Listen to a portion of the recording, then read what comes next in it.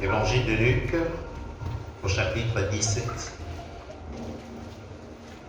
versets 26 à 37. Si vous êtes prêts pour la lecture de la parole de Dieu, nous allons lire ensemble. Ce qui arriva du temps de Noé arrivera de même au jour du Fils de l'homme. Les hommes mangeaient, buvaient, se mariaient et mariaient leurs enfants jusqu'au jour où Noé entra dans l'arche. Le déluge vint et les fit tous périr. Ce qui arriva du temps de Lot arrivera pareillement. Les hommes mangeaient, buvaient, achetaient, vendaient, plantaient, bâtissaient. Mais le jour où Lot sortit de Sodome, une pluie de feu et de soufre tomba du ciel et les fit tous périr. Il en sera de même le jour où le Fils de l'homme paraîtra. En ce jour-là, que celui qui sera sur le toit et qui aura ses effets dans la maison ne descende pas pour les prendre. Et que celui qui sera dans les champs ne retourne pas non plus en arrière. Amen. Souvenez-vous de la femme de Lot. Celui qui cherchera à sauver sa vie la perdra. Et celui qui la perdra la retrouvera. Amen. Je vous le dis, en cette nuit-là, de deux personnes qui seront dans un même lit, l'une sera prise et l'autre laissée. De deux femmes qui mourront ensemble, l'une sera prise et l'autre laissée. De deux hommes qui seront dans un champ, l'un sera pris et l'autre laissé. Dieu bénisse sa parole. Amen. Gloire à notre Dieu. J'ai donné un titre à ce message. Le titre c'est « Le salut en Jésus-Christ est strictement personnel ». Le salut en Jésus-Christ est strictement personnel. J'aurais pu dire le salut en Jésus-Christ est personnel. Mais arrêtez là, mais j'ai ajouté strictement personnel. Ça veut dire que ce n'est pas transmissible. C'est chacun devant Dieu. C'est chacun devant le trône de Dieu. La parole que nous venons de lire, je vais restituer le contexte. Elle a une dimension prophétique sur le retour de Jésus-Christ pour l'enlèvement de l'Église. Mais en même temps, cette parole nous donne de précieux enseignements sur le caractère personnel du salut. Il est vraiment dramatique de mener une vie chrétienne conditionnée par la vie chrétienne d'une autre personne. Je reprends. Il n'est pas bon de mener une vie chrétienne conditionnée par la vie chrétienne d'une autre personne. Ta relation avec Dieu est unique. Ta relation avec Dieu est personnalisée. Voilà pourquoi ce qui était là hier, nous avons eu un seul sujet de prière. C'est que Dieu se révèle de façon individuelle à chacun de nous. C'est quand Dieu se révèle individuellement à toi que tu ressens, que tu sers, que tu comprends la relation unique que toi tu as avec Dieu. Ma relation avec Dieu n'a rien à voir avec ta relation avec Dieu. La relation que tu as avec Dieu n'a rien à voir avec la relation que l'autre a avec Dieu. Chacun de nous doit avoir une histoire avec son Dieu. Amen. Vous voyez, les gens sont souvent, nonchalants parce qu'ils n'ont pas une histoire avec Dieu. La vie chrétienne ne consiste pas à copier ce que les autres font. Je répète. La vie chrétienne n'est pas quelque chose qu'on copie chez quelqu'un d'autre. Nous ne sommes pas là pour être comme des marionnettes pour imiter ce que les autres font. Nous sommes appelés à mener une vie chrétienne authentique selon ce que nous avons reçu de Dieu à titre personnel. Vous savez, au temps de Noé, la Bible dit que les hommes et les femmes étaient tous tous embarqués dans le tourbillon de la vie, comme c'est le cas aujourd'hui. Et Dieu était devenu à cette époque-là un accessoire, une option. Et les conditions qui ont prévalu au temps de Noé sont toutes remplies aujourd'hui. La plupart des gens mettent une vie chrétienne sur option. C'est-à-dire, on est embarqué dans le tourbillon de la vie. Et on ne donne à Dieu que des miettes. Et on ne donne à Dieu que des attitudes d'imitation de ce que les autres font. Vous savez, les hommes ont souvent peur d'être seuls dans leur posture, même s'ils savent que c'est la vérité. Je vous le dis, écoutez-moi très bien. Souvent les gens ont peur d'être seuls à défendre quelque chose, même s'ils savent que ce qu'ils défendent c'est la vérité. Parce qu'ils se disent, oh non, mais tout le monde fait comme ça, je serai le seul à faire différemment. Les gens risquent de me juger. Mais c'est clair, lorsque tu choisis le chemin de la vérité, les gens vont te juger. Les gens ont peur. Voilà pourquoi toutes les églises se ressemblent. Voilà pourquoi tout le monde fait la même chose. Voilà pourquoi dans les églises, quand il y a le voisin qui est tombé, l'autre aussi se met à tomber. Juste pour donner l'impression que le Saint-Esprit a touché tel, moi aussi le Saint-Esprit m'a touché. Mais qui vous avez vu tomber dans la Bible avec le Saint-Esprit? Comme sorte un seul verset, un seul chapitre, de gens qui se sont mis au sol parce qu'ils ont été baptisés du Saint-Esprit. Ne copie pas la vie de quelqu'un d'autre. Mets ta vie chrétienne selon ce que Dieu t'a dit quand il s'est révélé à toi. Amen. Voilà pourquoi c'est important que tu reçoives d'abord la révélation de Dieu. C'est-à-dire que Dieu se révèle à toi. Dieu peut se révéler à toi pendant que tu es en train de louer le Seigneur. Dieu peut se révéler à toi pendant que tu es en train de dormir. Dieu peut se révéler à toi pendant que tu es en train de prier. Dieu peut se révéler à toi pendant que tu écoutes une prédication. Dieu peut se révéler à toi pendant que tu lis la Bible. Chacun a son expérience. Dieu ne va pas se révéler à tout le monde sur le chemin de Damas, comme il s'est révélé à l'apôtre Paul sur le chemin de Damas. Parce que tu n'es pas Saul de Tarse. Vous savez, la loi de la majorité, c'est-à-dire la loi selon laquelle c'est la majorité qui a raison. Cette loi n'est valable que dans la démocratie libérale. Elle n'est pas valable dans les choses spirituelles. Vous pouvez être nombreux, mais ça ne veut pas dire que vous êtes sur le droit chemin. Et une ou deux personnes peuvent être sur le droit chemin, mais personne ne les regarde. Vous savez, je bénis Dieu pour cette assemblée. Elle n'est peut-être pas grande, mais je sais que si j'invite quelqu'un ici et qui vient proclamer parfois des choses qu'on entend à la radio et à la télévision, je sais que vous allez le corriger. Même si par courtoisie, vous n'allez pas le faire séance tenante, mais vous saurez que ce terme ne nous parle pas de la vérité de l'évangile. Pourquoi? Je ne serai pas la mesure. La mesure, ce serait la Bible. Parce que vous allez juger ce qu'il va dire au regard de la parole de Dieu. Parce que c'est la référence. Et ce que Dieu m'a dit, c'est de montrer aux hommes la parole de vérité. Amen. Amen. Pour que tu sois autonome. Pour que tu vives la vie authentique. La vie à laquelle Dieu t'appelle. Vous savez, l'authenticité de la vie chrétienne est fonction de l'authenticité de ta relation avec Dieu. Amen. Si ta relation avec Dieu n'est pas authentique, ta vie chrétienne sera toujours une imitation des autres. Tu vas toujours copier ce que les autres font. Tu n'auras rien de particulier qui permet de dire qu'il y a une option particulière sur la tête de cet homme, sur la tête de cette femme. Ne vis pas la vie chrétienne en copiant les autres.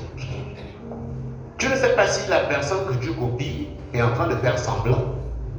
Parce que si la personne que tu copies fait semblant, toi aussi tu seras en train de faire semblant. Or la vie chrétienne, ce n'est pas les semblants, les amis. Chacun doit avoir sa vie avec Dieu, dans laquelle tu ne caches rien à Dieu.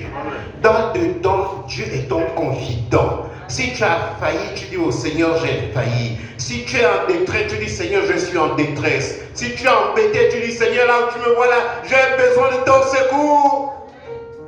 C'est ta vie. Ce n'est pas la vie de quelqu'un d'autre. Ma vie n'est pas ta vie. Et ta vie n'est pas la mienne non plus. Amen. Vous savez, Dieu a prévu un jour. Il fera la différence entre les vies chrétiennes authentiques et les vies chrétiennes qui ne sont pas authentiques. Je vous le dis, hein, c'est mon rôle. Dieu a prévu un jour où il fera la différence entre les vies chrétiennes authentiques et celles qui ne le sont pas. Entre les originaux et les photocopies. Dieu a prévu ce jour-là. Regardez ce que dit le verset 34. Je vous le dis, en ce jour-là, en cette nuit-là, de deux personnes qui seront dans un même lit, l'une sera prise et l'autre laissée. Oh. Quand vous lisez ça, ne passez pas.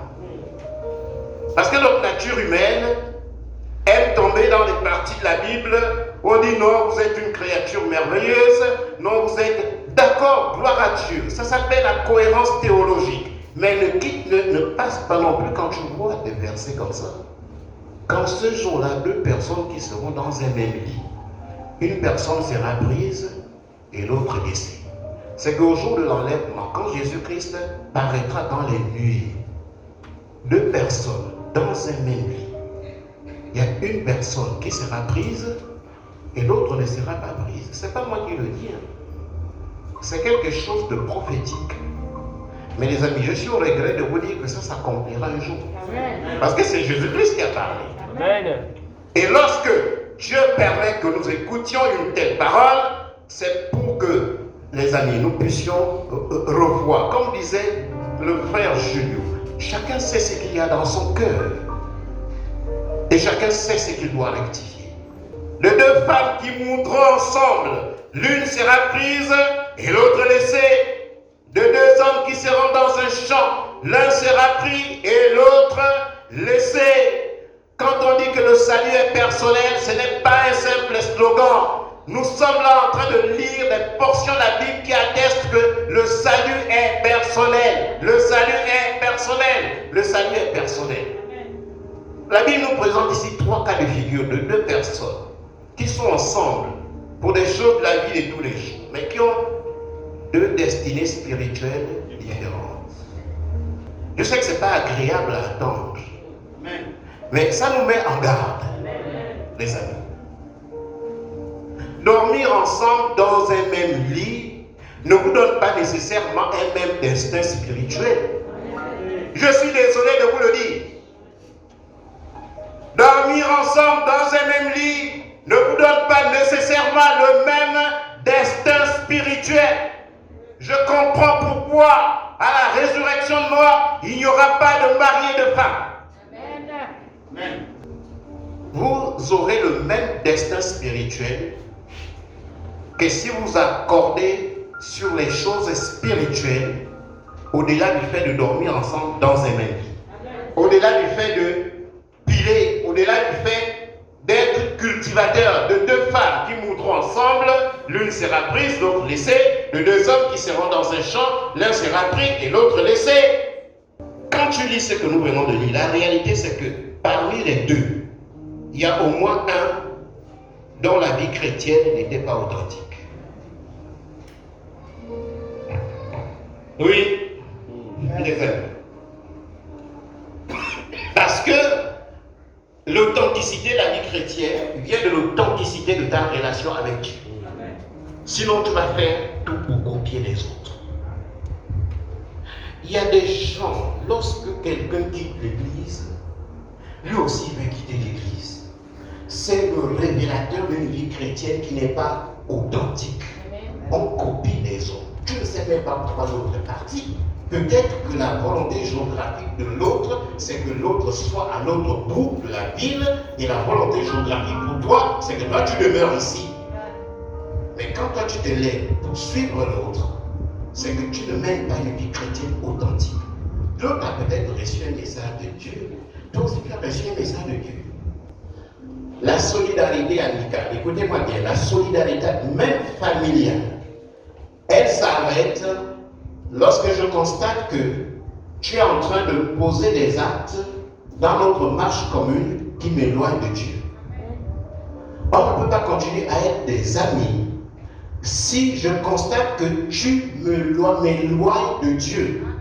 L'amitié s'arrête là. Parce que le salut est personnel. Même la parenté s'arrête à ce niveau-là. Parce qu'à la résurrection de moi, il n'y aura pas de parents. Quand je vois que ce que tu fais ne me permet pas d'avancer avec le Seigneur, ça s'arrête là. Mon ami, chacun a sa vie, et chacun rendra compte à Dieu pour lui-même. Personne ne rendra compte à Dieu pour un autre. Il est bien, les amis, ça ce sont les messages qui nous amènent à une certaine maturité dans notre marche avec le Seigneur. On ne peut pas rester toujours des bébés. Ce sont les bébés qui suivent les mamans et les papas sans savoir pourquoi.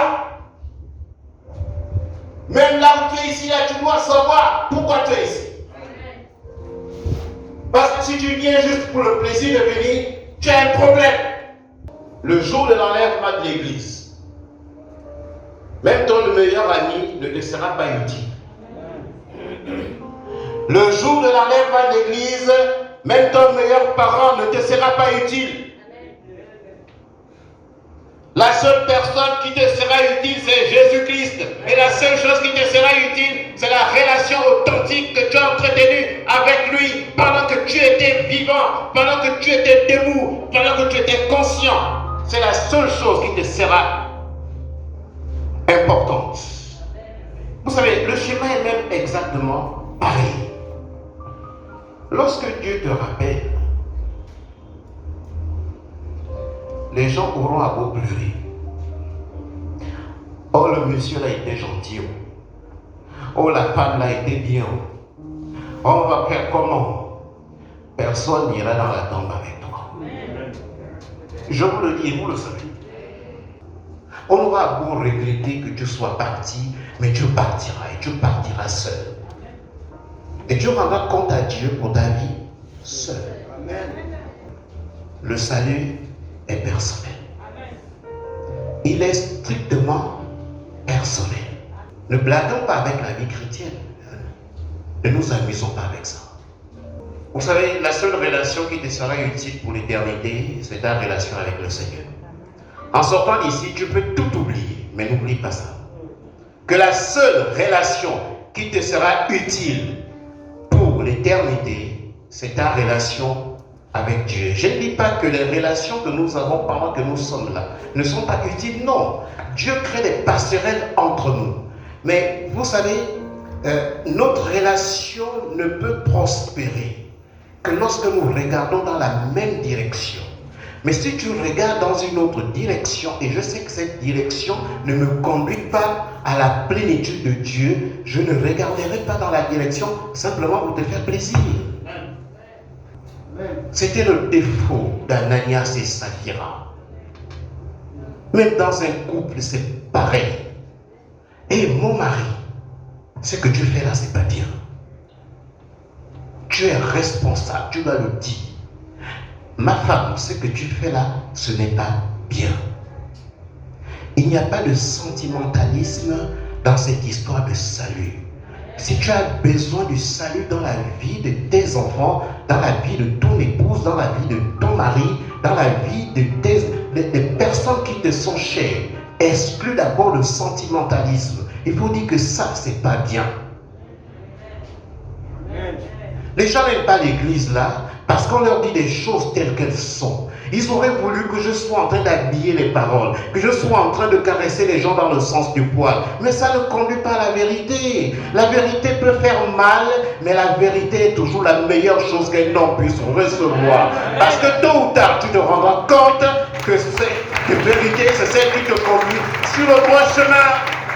Je connais les amis, ça peut faire mal, ça peut te contrarier. J'ai été sous la responsabilité d'un homme de Dieu qui vous crachait ça comme il voulait. Il parle comme ça, il peut inciter ton nom. Mais Dieu peut le permettre juste pour te briser. Et derrière le brisement, il y a l'authenticité de la relation que tu auras avec Dieu désormais. Parce que quand tu tournes le dos à l'homme, c'est là où tu montres ta face à Dieu. Et Dieu peut permettre que je te contrarie outre mesure. Mais Dieu est là. Ne me vois pas seulement, vois aussi Dieu. Et dis que je suis venu pour le Seigneur. Peut-être que tu es en train d'utiliser juste pour tailler quelque chose dans ma vie. Et on ne quitte pas l'église pour ça. On ne quitte pas l'église pour ça. La seule chose qui peut motiver le fait de quitter une assemblée, c'est lorsque le message n'est pas bon. Quand le message, c'est un message de complaisance, ce que l'apôtre Paul appelle des fables. Tu ne peux pas rester toute ta vie à écouter des fables. Ça ne te conduira pas au ciel. Oh, le Seigneur me montre que... est-ce que tu connais un homme qui s'appelle un tel? C'est lui qui est en train de bloquer ta vie. Mais on ne peut pas bloquer la vie d'un enfant de Dieu. Hein? Si quelqu'un est quelque part en train de bloquer ta vie, c'est que ta relation avec le Seigneur n'est pas authentique. Amen. Bloquer ma vie, pas la bloquer pourquoi? Je n'ai pas besoin de quelqu'un pour me le révéler. Dieu va me le révéler. Je n'ai pas besoin que tu me dises ça. J'ai besoin que tu me dises que Jésus-Christ reviendra. Et il se pourrait qu'il soit à la porte. Et peut-être qu'il va arriver même ce soir. C'est ce dont j'ai besoin. Mais les gens qui bloquent les gens, le monde est méchant depuis le crime de Caïn contre Abel, le monde est toujours méchant. Jusqu'à ce jour, et la Bible dit que la méchanceté ira croissante. Le salut est personnel. Le salut est strictement personnel. Les amis, faisons tous attention. Que chacun se regarde lui-même. Le salut est personnel. Ce n'est pas la peine de chercher les poudres sur la tête du pasteur ou bien sûr du frère, oh machin, oh, est-ce que tu as écouté que tu n'as rien écouté? Écoute ton cœur. Écoute la parole de Dieu. Ta vie, c'est ta vie. Tu ne sais pas là où j'en suis avec le Seigneur dans la mienne. Le salut est personnel.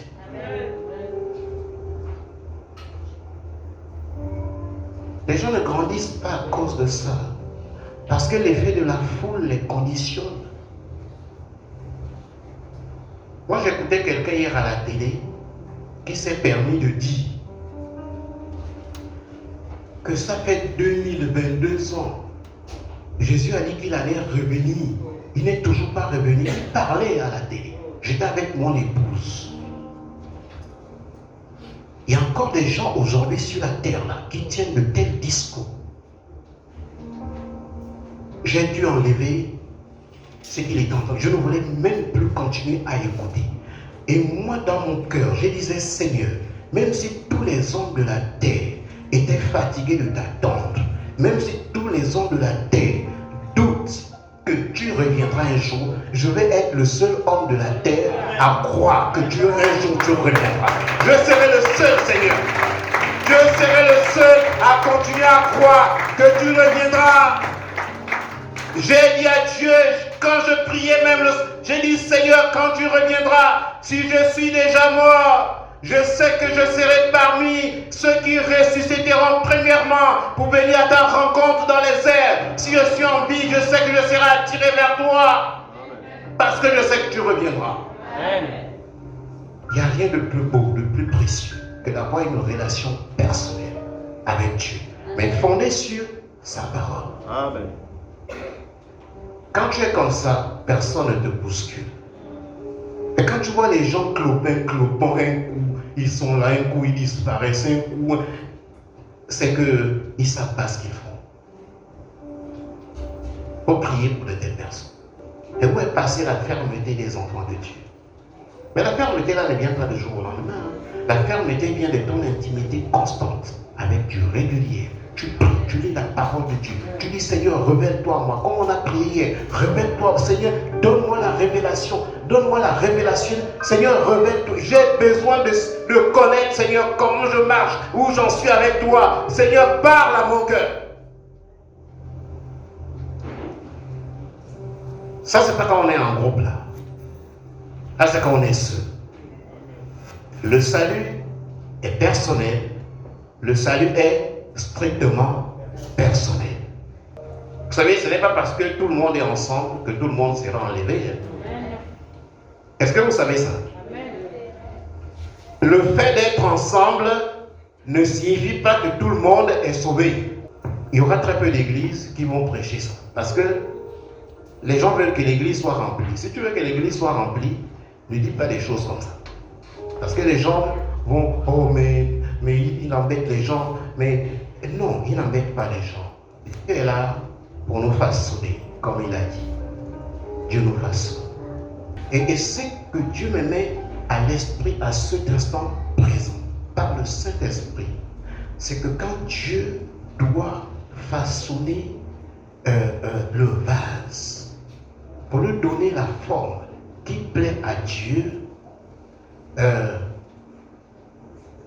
il y a des parties qu'il va couper. Et quand on coupe certaines parties, ça fait mal. Mais le fait que ça fasse mal, ça ne va pas te tuer, bien au contraire. Ça va te donner la forme qui plaît à Dieu. Et si sur le coup, tu ne réalises pas l'importance de la forme que Dieu te donne, un jour tu comprendras que Dieu m'a donné une forme, bien sûr au travers de la douleur, mais c'était la forme qu'il fallait que je puisse avoir. La parole que tu écoutes là, qui te contrarie, qui te bouscule, parfois quand tu vas mais le type là se prend pour qui? Si Dieu veut te donner la forme qui lui plaît. Ce n'est pas des choses toujours qui t'arrangent et puis tu es là content, même si ça fait mal, il faut dire Amen. Amen.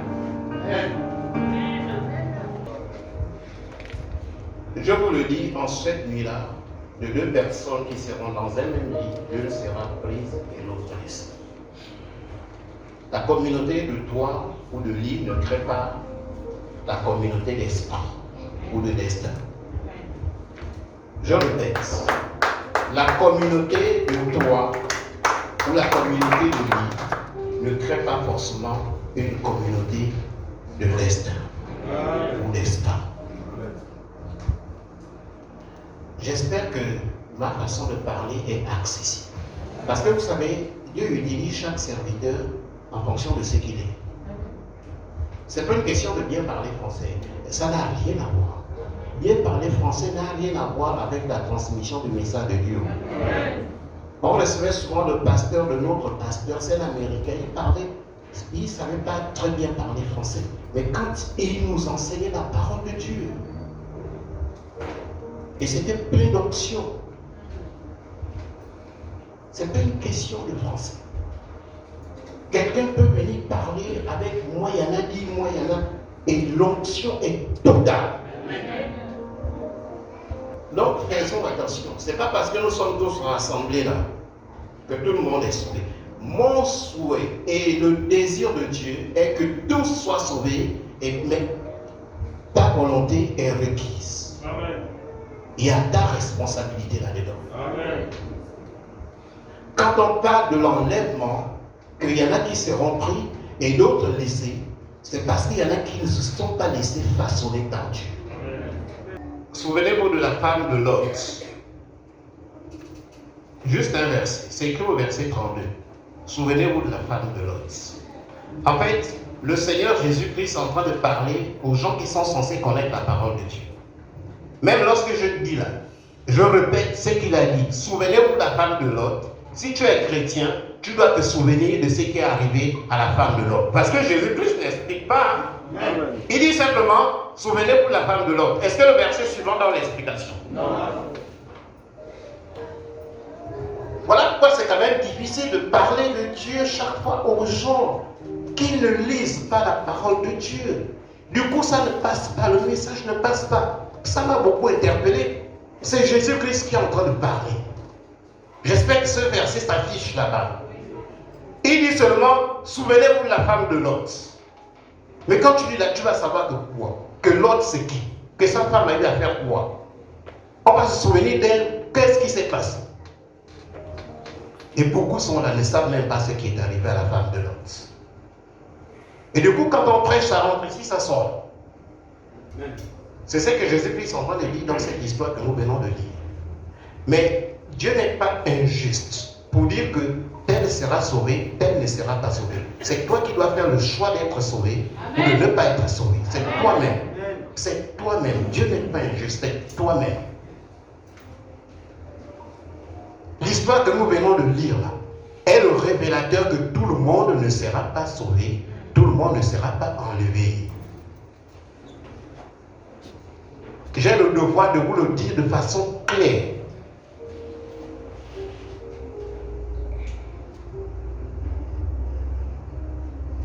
Parce que quand je commence à arrêter avec les cultes de maison, après tu vas arrêter avec le culte d'ici, après tu vas disparaître, et puis on va commencer. Oh non, non, non, moi je suis parti de l'église là, le pasteur n'est pas bien. Non, ne change pas d'église, c'est toi qui dois changer. Parce que si tu changes d'église, sans que toi-même tu ne changes, tu trouveras les mêmes choses là où tu partiras. Amen. Amen. Tu seras confronté aux mêmes réalités.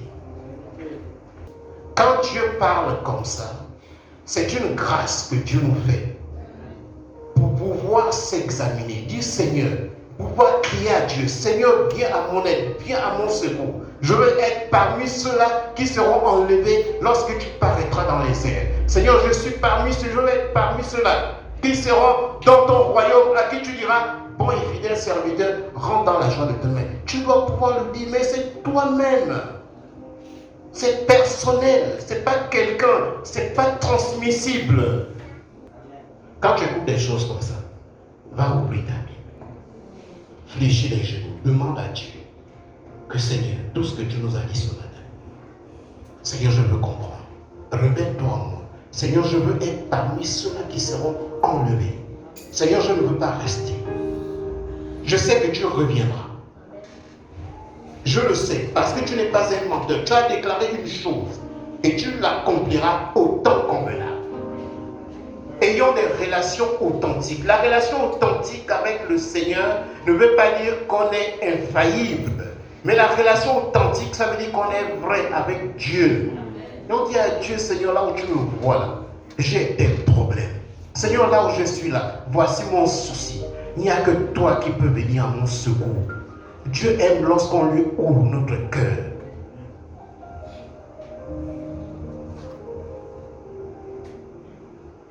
Dis à Dieu que là où tu me vois là, je n'aime pas les cultes de maison, je n'aime pas les histoires de cultes là.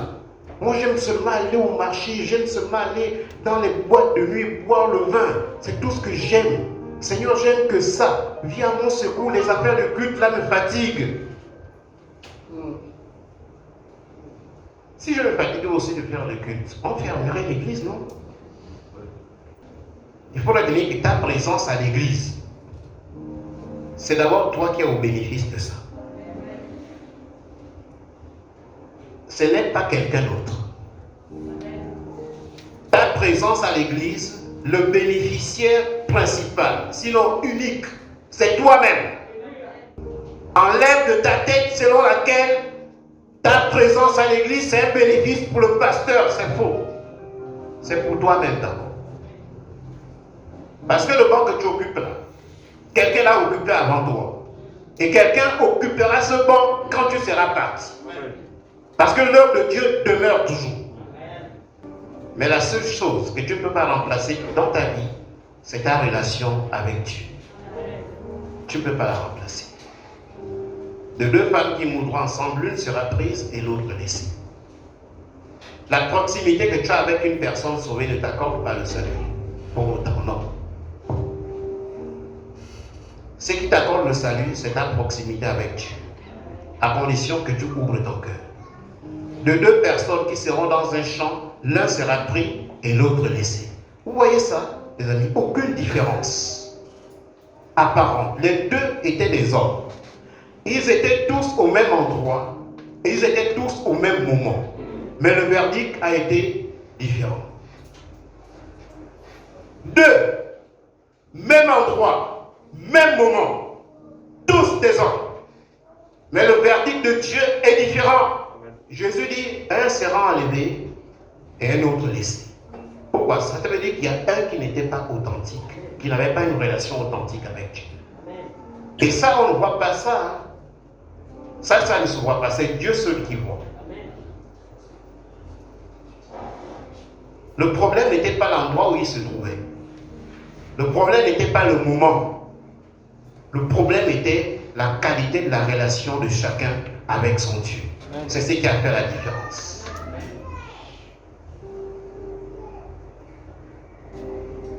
Si tu es au milieu des hypocrites, rien ne t'oblige à être hypocrite. Rien. Si tu es au milieu des gens hypocrites, rien ne t'oblige à être hypocrite. Si dans ta famille les gens boivent le vin, tu n'es pas obligé d'être sous là. Si tu es sous là, c'est que tu as choisi d'être sous là. Parce que les gens réclament leur autonomie. Dis-moi, je suis mature, je suis majeur, seulement pour autre chose. Mais tu es autonome, tu es majeur aussi pour dire que moi, je ne bois pas le vin, même si tout le monde boit le vin dans ma famille. Le salut est personnel. Il est strictement personnel. Que Dieu bénisse sa parole. Voilà qui acclame la parole de Dieu. Même si cette parole ne t'a pas arrangé, si cette parole t'a dérangé, gloire à Dieu. La parole de Dieu est là pour nous déranger.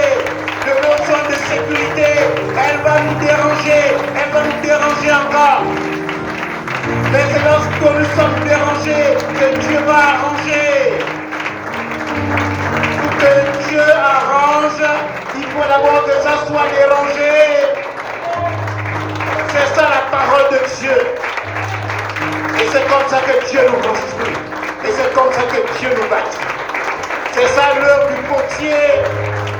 Donner au pot la forme qui plaît à Dieu. Donner au vase la forme qui plaît à Dieu. C'est ça. Gloire à toi, Seigneur. Amen. Amen. Veuillez vous asseoir. Et ne soyez pas fâchés. Oui, que Dieu te bénisse, ta soeur qui a dit Amen là. C'est comme ça.